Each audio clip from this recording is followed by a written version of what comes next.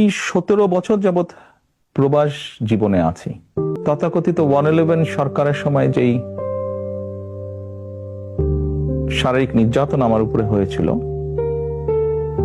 তারপরে চিকিৎসার জন্য আমি এই দেশে আসি। আমি যখন এখানে আসি, আমার ভাইকে আমি রেখে এসেছিলাম, ছোট ভাইকে। আমি যখন এই দেশে আসি, আমার সুস্থ মাকে আমি রেখে এসেছিলাম। একটি ঘর রেখে এসেছিলাম, যেই ঘরে আমি এবং আমার ছোট ভাই বড় হয়েছি। আমার বাবার স্মৃতি ছিল।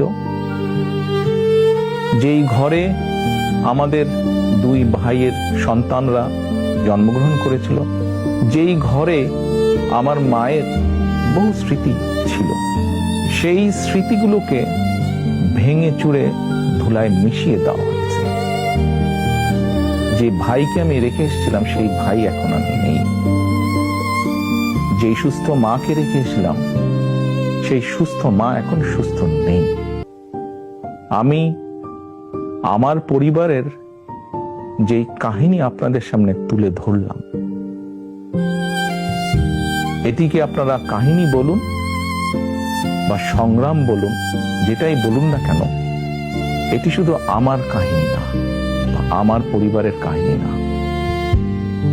এরকম কাহিনী বাংলাদেশের শত না, হাজার হাজার পরিবারের।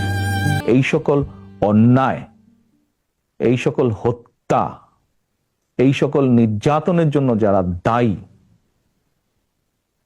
যারা এসবের হুকুম দিয়েছে, তাদের প্রত্যেকের বিচার হতে হবে। এটি প্রতিশোধের কোনো বিষয় নয়, এটি ন্যায়ের কথা, এটি আইনের কথা।